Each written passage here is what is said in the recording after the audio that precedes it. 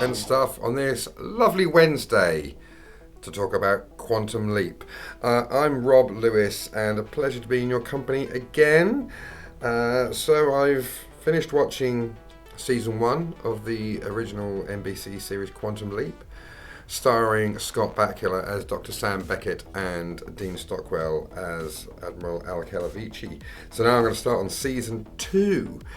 So this week I am talking about and reviewing Honeymoon Express. Yes, this was first broadcast on September the 20th, 1989, and Sam leaps into the life of Lieutenant Tom McBride. Actually, let's wind back a little bit, because before that, Sam leaps into a firefighter sometime in 1957. We only see a minute and a half of this. We haven't seen where he may have been before in this leap. We're only getting this slight glimpse. He's up a tree trying to rescue a cat called Ginger, and the cat's owner is on the ground and she's very worried about Ginger. So Sam's his firefighter, he's up the tree, and Al is floating up there with him. And Al tells him that he can start a revolution with Cuba. And that's obviously way too big a thing for Sam to try and do, and also it's still some time in the future for him, and it's very unrealistic. And why is Al asking that? So Sam falls to the ground. Ginger lands on top of Sam and goes back into the arms of his owner, and then Sam leaps out. Now, there's a couple of things that make this interesting. It's an episode that's got like 2 leaps in it, and this. Initially, you might see this first leap and think, well, what's that all about? Why? That's very, very odd. It was quite a random little scene. It kind of makes a bit more sense when you think about it later on. But the episode starts with a cold open. We have Al in the present, which I think was established was 1999. And he is meeting with Congress to try and get funding for the project, because the funding's run out, the time has run out, and Congress want to cut the funding, which would basically mean that Sam is left stranded in time. So Al is there. I think it's the first time we see him in his Admiral's uniform. Probably the first time that we know he is an Admiral. I don't think it's been mentioned in the show up to this point.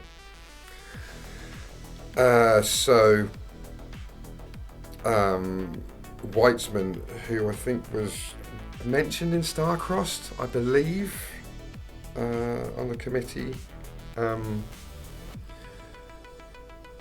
says he needs to see some proof, because Al's the only one that can see and communicate with Sam. He needs proof before they let them have more funding. So then we get to the titles, new titles, same tune, but updated titles, and they kind of stick with this theme, not the theme tune, but they stick with the theme with the still images and the name flashing across the screen. They stick with that right through to the end. Gone is the black screen with the Quantum Leap kind of arching over the screen. Anyway, so then we cut to Sam in the tree. He falls, Sam leaps out. Obviously, Sam was there to save Ginger. And on first glance, it does appear that that's a strange thing to have in the show. But it makes a lot more sense. And I'll tell you about it after this guy's had a word. Hello, Holiday Rob here from Croatia. Just want to let you know, if you're enjoying this video, thanks very much for watching. But don't forget to smash that like button, hit the subscribe button, and of course the alarm notification bell so you know when my videos are coming out. And if you're interested, I've got social network stuff, Facebook, TikTok, Instagram, not Twitter though. And I've also got a Patreon, so you can find me there. It's in the description. Links for everything's in the description. And yeah, I'm going to hand you back again, because otherwise Studio Rob gets frustrated. Thank you. So where are we? Sam has leaped now into the life of Tom McBride, New York police lieutenant, who's on his honeymoon. He basically leaps in as he's kissing his new bride, Diane McBride. Interesting names to give them as they're newlyweds, but they're on they're on a train journey that goes from New York City to Niagara Falls, nicknamed the Honeymoon Express, as the porter informs Sam. Al says that these leaps are wasted on Sam. He's got a new wife, and Sam's doing everything he can to not be disrespectful, or so the porter says, which bunk do you want me to make up, the top or the bottom? And Sam says both of them. Anyway, so he's a cop. He's got a gun. Diane is studying law because Tom has packed her law books. She's got her bar exam coming up.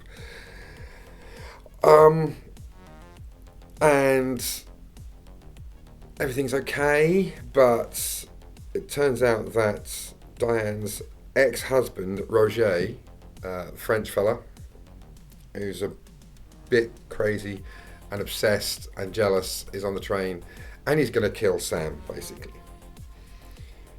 Al hasn't yet told Sam about his meeting with Congress, but what he has said is that he's there. Al says that Sam is there to stop the shooting down of the U-2 airplane with Gary Powers, which kind of screwed things up in the Cold War. I don't know all the ins and outs of that. And that Sam needs to get Diane to call her dad, who's a golfing buddy with someone in the government, to say, call off the mission. It's very convoluted. And Sam doesn't think that's right, because from their experience, God or fate or time only seems to be interested in him making small differences, small changes to one person's life or a couple of people's lives. But it turns out that the reason why is so that in the present day, Al can present this to Weitzman and the committee so they can see that Sam has altered history. So they have some proof. And that kind of takes us back to the firefighter leap, which didn't make sense the first time I saw it, but when you add the rest of it into it, it's because Al is trying to get Sam to make a huge global change, when actually he's just there to save a cat. And that's kind of what this episode, part of this episode, looks at. There's a lot of things going on in this one. So there's all the ins and outs with Roget, who's a bit of a bad man. He's got a knife. It's very cold killer, and he does a mental stunt. Well, it's cleverly shot, but to roll under a moving train and grab hold of it, I mean, that's insane. Obviously, that wasn't done in IRL, but you do see the guy hanging on to the underneath of the train. That's a little bit in the future, but yeah. So you got Sam dealing with that, and then Al comes clean and says, "Look, the committee want to cut funding." And Sam says, "Well, it's not. In case you hadn't noticed, the committee aren't the ones leaping me around, and he sort of leaves the room, and then he comes back and says, if they shut funding down, I'm not going to have Al anymore.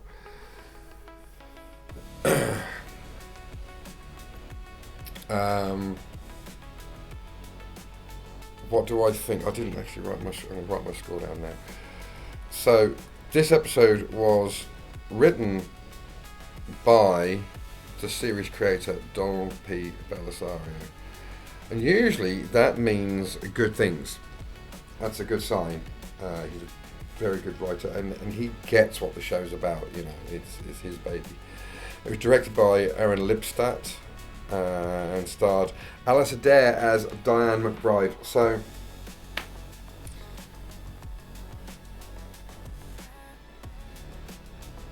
they stop all the Roget stuff. He goes to kill Sam. Sam gets the better of him, and he dies. Sam and Diane, oh, it's like Cheers. Sam and Diane get to Niagara Falls. He's still there, still trying to work out why he's there. And they're doing honeymoony stuff. But Sam's also quizzing Diane on the 13th and 14th Amendments for the bar exam, which she gets wrong.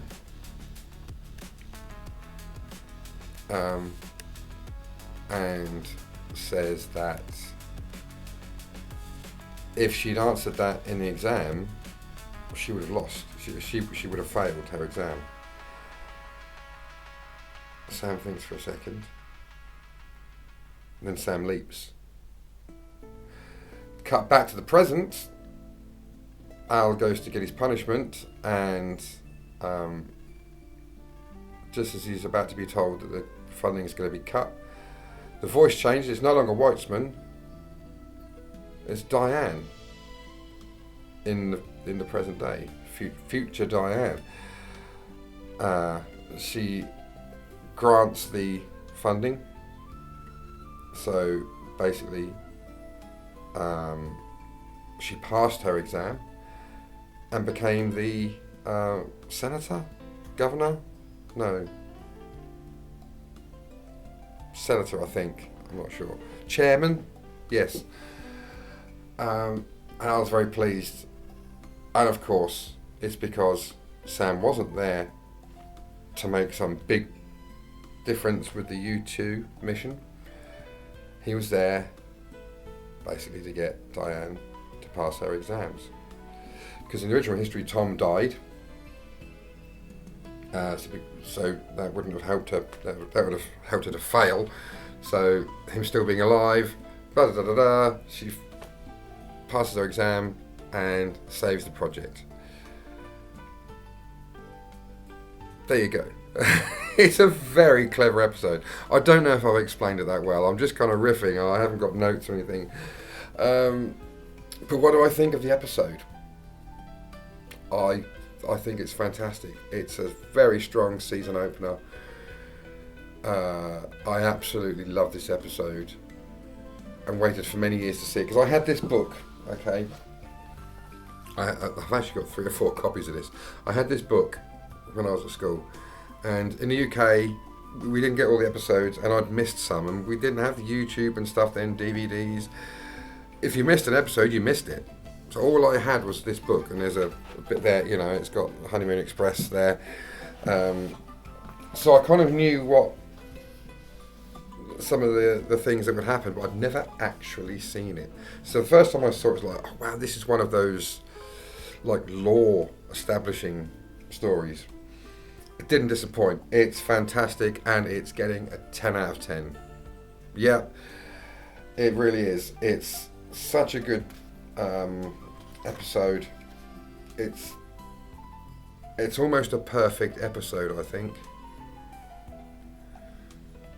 Yeah, I'd go so far as to say it's a perfect episode. Faultless. That's what perfect means, isn't it?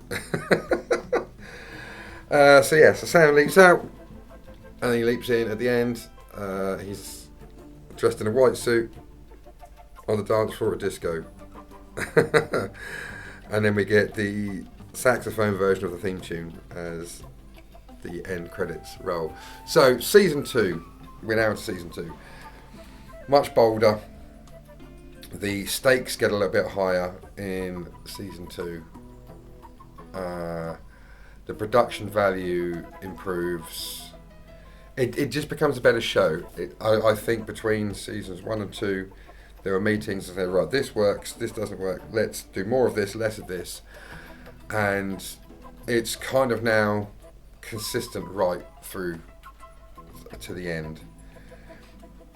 Season 1's quite an anomaly in that respect. It's fantastic, don't get me wrong. But it does stand out against the others. But, you know, by the time you're in season 2, we're running with both feet. Now, what's the expression? Hit the ground running. Cooking with gas. Cooking with both feet. Yeah, so very much looking forward to watching the next few episodes. We've got Disco Inferno coming out. We've got What Price Gloria, Good Morning Peoria. Yeah, I know they rhyme. Yeah, we've got some great episodes coming up. Looking forward to reviewing them. There may be a couple of gaps because I'm about to move house. In fact, by the time you've seen this, I've moved house. I filmed this way in advance. So yeah, I will have moved house. So there may be gaps now, but I will still be here at some point. But I want to thank you very much for watching. I'll see you in the next one when I'm talking about Disco Inferno. I'll see you then. What have we got here? Catch you later, Bill and Ted.